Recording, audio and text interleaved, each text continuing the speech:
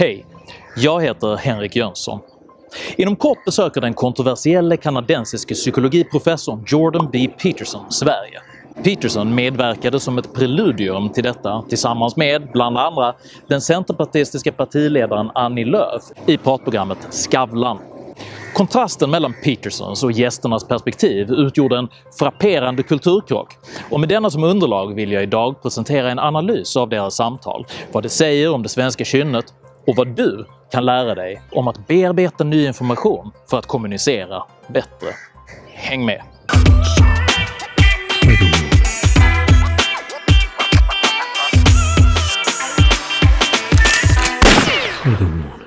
Sverige, mer än kanske något annat land, genomsyras av en konsensuskultur där även konflikter hanteras inom tydligt definierade råmärken. Svensk diskurs möter väldigt sällan internationella konträra perspektiv offentligt utan att först filtrera dem genom en svensk uttolkare som en journalist eller redaktör. Dessa översätter inte bara språkligen de utomvarande perspektiven utan stöper även om dem i ideologiska kategorier som gör dem begripliga för en svensk publik. Just på grund av detta är Skavlans intervju med Jordan B. Peterson så intressant. Eftersom det är underhållnings-tv och inte samhällsinformation tar man sig lekfullt an ett ofiltrerat perspektiv som i flera avseenden ska visa sig så främmande att gästerna förtvivlat misslyckas med att ens grundläggande förstå varandra. Det hela blir ofrivilligt en uppvisning i hur den man som New York Times dubbat som en av vår tids största intellektuella möter den skandinaviska provinsiellt ideologiska lingonserien. Önskan att avfärda honom som allt från irrelevant till lurendrejare är mycket brett förankrad i de skandinaviska tjattrande klasserna, men detta tenderar att säga mer om belackarnas obsoleta verklighetsbild än om Peterson. I rollen som programledare är det naturligtvis Skavlans roll att majestätiskt spela charmigt okunnig i syfte att förlösa gästernas berättelser. Men den research som Skavlans redaktion gjort framstår så påtagligt banal att den inte tillhandahåller några samtalsmässiga tyglar överhuvudtaget, utan istället reduceras till att återkommande och allt mer genant försöka oskadliggöra med hjälp av etikettering den inbjudne gästen. You are conservative at heart, aren't you? Not particularly. Det är en dålig idé att som amatör försöka slå en expert på vederbörandes egen hemmaplan. Ungefär som att det är en dålig idé att efter 5 öl från läktarplats försöka ge sig på en uppburen komiker utrustad med mikrofon och livslång erfarenhet av att ta heder och ära av just halvfulla häcklare i publiken. Detta stoppar dock inte Skavlan-redaktionen från att försöka utpsykologisera mästerpsykologen. Man önskar nämligen genom en gymnasial faderskomplexanalys utmåla Peterson själv som ett offer för de patriarkala strukturer han påstås försvara. Man försöker därigenom upprätta ett överlägset medlidande med honom samtidigt som man kullkastar de teser han driver som ofrivillig konservativism, vilka i sin otyglade form driver allt mer mot fascism. Peterson bedöms alltså förfäkta samhällsfarligt tankegods, vilket gör det nödvändigt att tydligt illustrera varför detta är förkastligt och olyckligt, samtidigt som man i upplysningsanda, i alla fall på ytan, önskar företräda det tolerant, utforskande, goda samtalet. Av detta skäl har man också påtagligt missvisande döpt programavsnittet med Peterson till “Svaga människor är ett problem”. Why are weak men such a problem? Well, weak people are a problem in general. And I don't mean physically weak, I mean cowardly, let's say, and deceitful, because I'm thinking it more in terms of moral weakness. If you can't support your own weight, let's say, then someone else has to do it. Man öppnar här med att göra Peterson till fiende med hela den svenska modellen. Först genom att problematisera svaghetsbegreppet som ett moraliskt tillkortakommande. Sedan genom att antyda att det är viktigt att människor kan försörja sig själva. Detta hamnar i konflikt med den i Sverige dominanta marxistiska moral som gör behov till valuta under devisen “var och en efter förmåga, var och en efter behov”. Det är i synnerhet intressant att vid detta tillfälle observera Lööfs omedelbart djupt bekymrade ansiktsuttryck.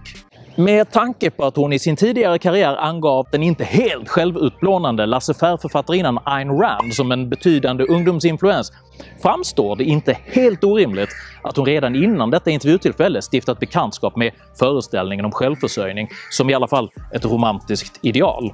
Why do you think so many young men are following you?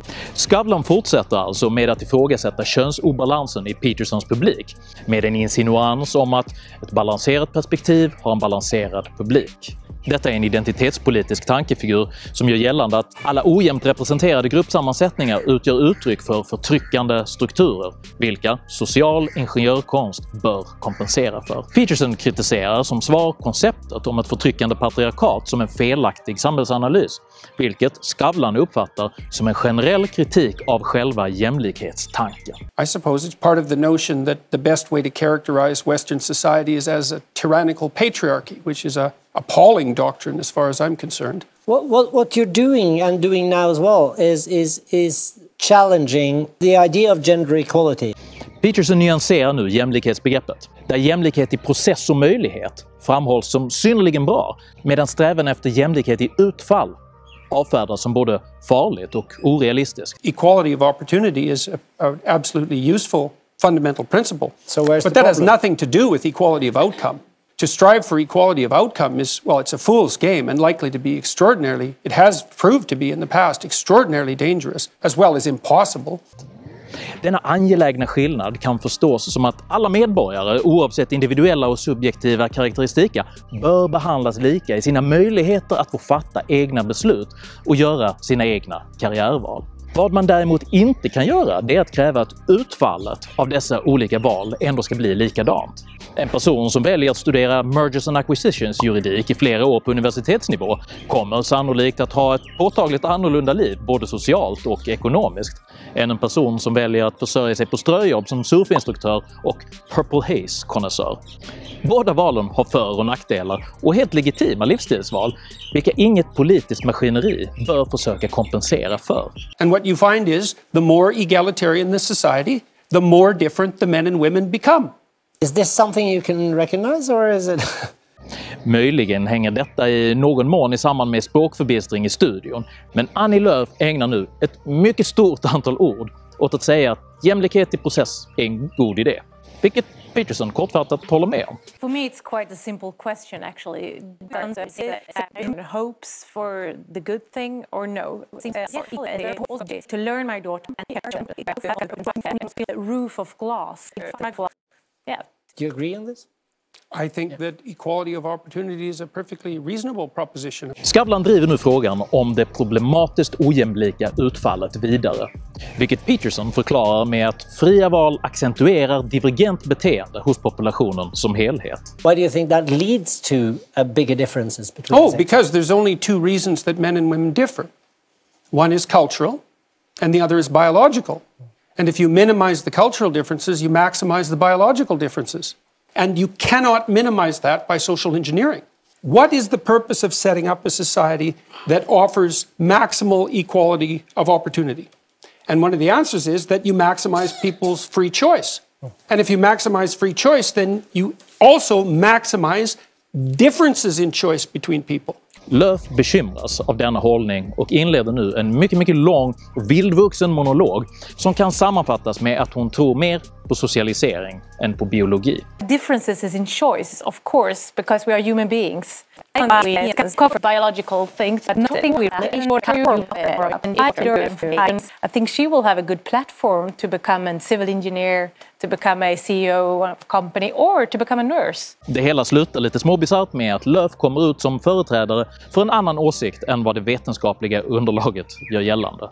But it's not what the evidence suggests. Okay, we don't agree on that. Det centrala problemet vid detta tillfälle är att varken Skavlan eller Lööf är benägna att acceptera att olikhet kan vara ett uttryck för frihet. Lööf återvänder trots Petersons upprepade förklaringar till en förhållandevis oartig frågeställning som implicerar att Peterson räds det icke-reella perspektiv hon själv företräder. What's so terrifying with gender equality? Nothing. So curious. It's like, what do you mean by equality? Do you want women to have their free choice or not? Petersons perspektiv uppfattas i studion felaktigt som ett underkännande av hela jämställdhetstanken. Skavlan vill nu försöka förklara Petersons underliggande motiv genom att synergiskt med Lööfs påstående positionera honom som rädd för jämställdhetens modernitet, vilket han insinueras uppfattas som det kaos Petersons bok försöker betvinga. Part of the chaos is that the rules are so hard to see. There aren't that obvious rules anymore. Detta följs av ett battemang av populärpsykologiserande diagnostiseringsförsök. Upprepade gånger etablerar man Peterson som utpräglad konservativ kraft, vilken kan ställas i kontrast till den skandinaviska modellen och förklara på vilka reaktionära grunder den överhuvudtaget dristas utmanas. You are conservative at heart, aren't you? Not particularly. Man går vidare med att ifrågasätta huruvida hans faderskapsrelation möjligen var patriarkalt förtryckande. Who was your masculine role model? Slutligen vill man fastslå att Peterson vuxit upp i en miljö som föraktar svaghet. Do you come from an environment where weakness was a bad thing? Det förekommer ingen självkritik rörande de synpunkter Peterson framför rörande den sociala ingenjörskonstens eventuella tillkortakommande. Och han tvingas ytterst själv sammanfatta sin ideologiska position på ett tydligt och pragmatiskt sätt, eftersom ingen i studion efterfrågar den. I am a great skeptic of well-meaning attempts to adjust large social systems on the basis of ideology. Kommunikation är svårt. Kommunikation innebär att försöka verbalisera tankar och erfarenheter och vokalisera dem med förhoppningen att mottagaren ska ta emot dem och komplettera sin egen erfarenhetsbas med dessa på ett begripligt och konstruktivt sätt. Skavlan-intervjun illustrerar flera välkända kommunikationsbarriärer vilka man i någon mån kan navigera runt i ju högre grad båda parter är medvetna om dem. En av de första kommunikativa svårigheterna utgörs av den så kallade perceptuella barriären. Vilket helt enkelt är den realitet att olika människor uppfattar världen på helt olika sätt. Ett exempel på en perceptuell barriär i Skavlans intervju är när han uppfattar Petersons kritik mot utfallsjämlikhet som en kritik mot jämställdhetens själva idé och värde. What you're doing now as well is challenging the idea of gender equality. Utforska olika sätt att uppfatta verkligheten snarare än att betrakta alternativa verklighetsuppfattningar som illegitima. Även de, kanske i synnerhet de, du uppfattar som mest absurda. Emotionella barriärer är en annan dominant kommunikationsbarriär, vilken huvudsakligen härrör ur mottagarens rädsla, misstro och misstänksamhet gentemot avsändaren. Ett exempel på en emotionell kommunikativ barriär är när Löf frågande utbrister varför Peterson är så rädd för jämställdhet. What's so terrifying with gender equality? Nothing. So curious. Ge dem du misstror chans att förklara sig utan att avfärda dem ohörda. Den i Skandinavien överordnade kommunikationsbarriären är av kulturell natur. Socialpsykologen Irvin Janis begrepp grupptänkande beskriver en överordnad önskan om samstämmighet till den grad där utmanande perspektiv avfärdas eller helt ignoreras med syfte att bibehålla gruppens värdegemenskap intakt. Detta exemplifieras i Skavlans intervju både av det konsekventa misslyckandet att omfatta skillnaden mellan process och utfall, men även genom det reduktionistiska underminerande Skavlan ägnar sig åt när han söker förklara motpartens bevekelsegrunder genom en traumatiserad barndom. Who was your masculine role model? Våga utforska perspektiv utanför din egen bekvämlighetszon. Slutligen har vi en språklig barriär. Även om det framstår som ett rimligt råd till Centerpartiets partiledarstab att etablera en process för uppmjukande av partiledarens engelska innan en tv-sändning, To fight and to struggle the roof of glass. finns det ingen anledning att göra sig överdrivet lustig över de skandinaviska grammatiska tillkortakommandena. Peterson förstår den grovhuggna retoriken och hjälper vid flera tillfällen välvilligt sina motparter över semantiska misstag för att driva det egentliga åsyftade samtalet framåt. Why do you think the outcome and these countries where the outcome is more equal? Möjligen bidrar dock Petersons sofistikerade, ordrika och specifika språkbruk till en svårighet i mottagarledet. You have to have a particular temperamental proclivity to become an engineer. Ytterst sett åligger det den som önskar kommunicera att nyttja de grepp som med framgång bäst når mottagaren. Möjligen kan man i sammanhanget parafrasera den gamle skalden Erik Axel Karlfeldts folkkära strof från Fridolins visor "Inte Gustav talar med bönder på bönders sätt, men med lärde män på latin". Skandinavisk media domineras idag kanske inte helt av just lärde män. Tycker du det är angeläget att intervjumaterial präglas av öppenhjärtigt utbyte snarare än av ett skyttegravsmässigt bevakande av positioner? Sprid, dela, prenumerera på min YouTube-kanal. Hur tycker du att kommunikationen mellan Jordan B. Peterson och den svenska public service-produktionen fortlöpte? Dela gärna med dig av dina erfarenheter rörande hur god kommunikation bedrivs. Jag uppskattar all respektfull feedback. Jag heter Henrik Jönsson och jag är ödmjuk inför kommunikationens svårigheter och anstränger mig alltid för att bli bättre. Tack för mig och tack för att ni har lyssnat.